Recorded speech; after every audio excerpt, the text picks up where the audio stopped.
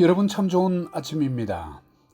참 행복한 빌립의 옹달샘, 우리가 퍼올릴 시원한 영혼의 생수는 신약 전서의 빌레몬서 1장 11절 말씀입니다. 그가 전에는 내게 무익하였으나 이제는 나와 내게 유익하니라. Formerly he was useless to you, but now he has become useful both to you and to me.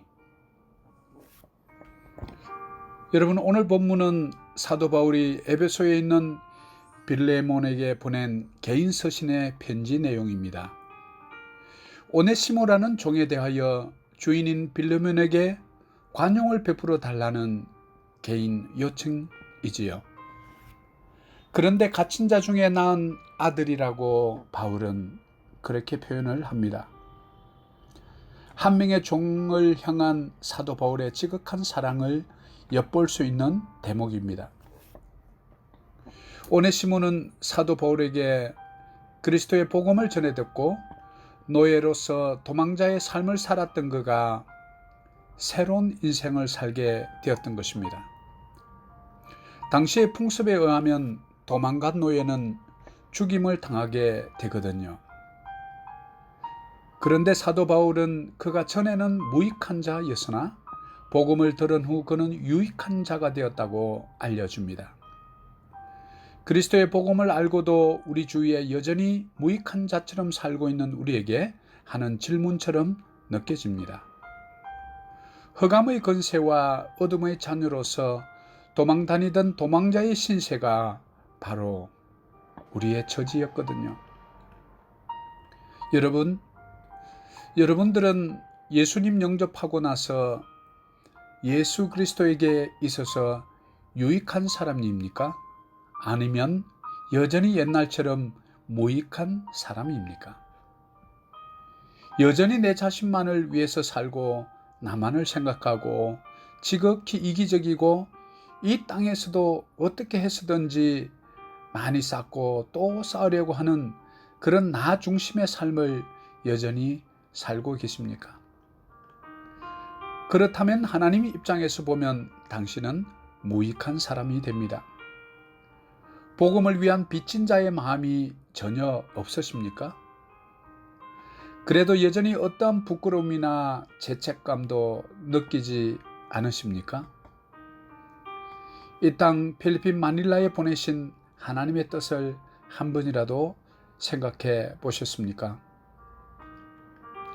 그런 생각이 도무지 들지 않는다면 어쩌면 당신은 구원에 대한 기초부터 다시 점검해 볼 필요가 있을 것입니다.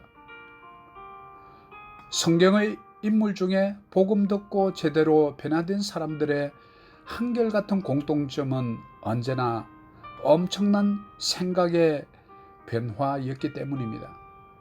생각이 변하니까 그들의 말이 변하고 행동이 변한 것입니다.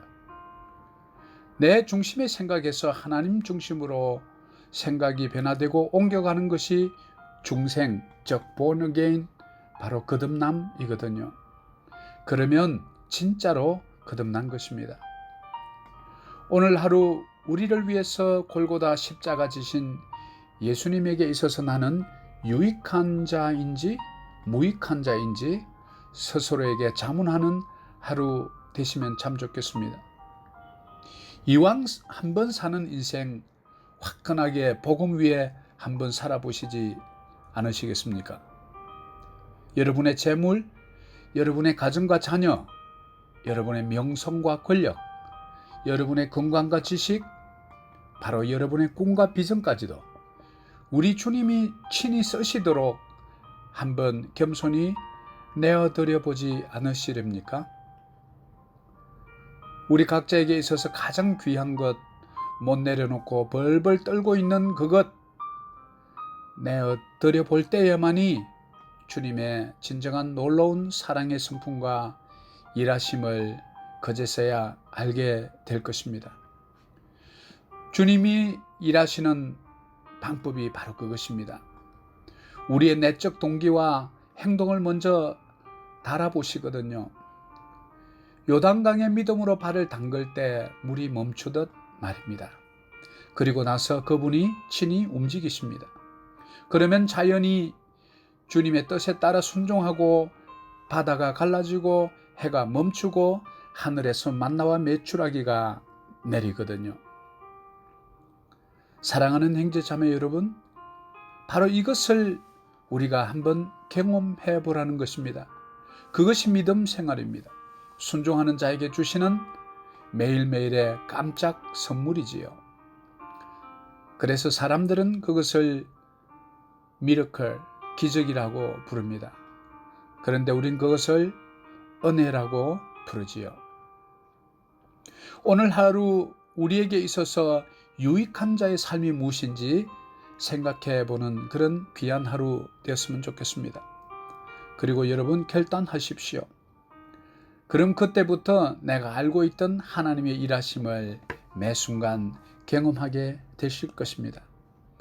바로 여러분의 그 오늘의 그 결단 위에 야훼의 하나님이 여러분과 반드시 함께 동행하실 것입니다. 여러분 힘내세요. 샬롬.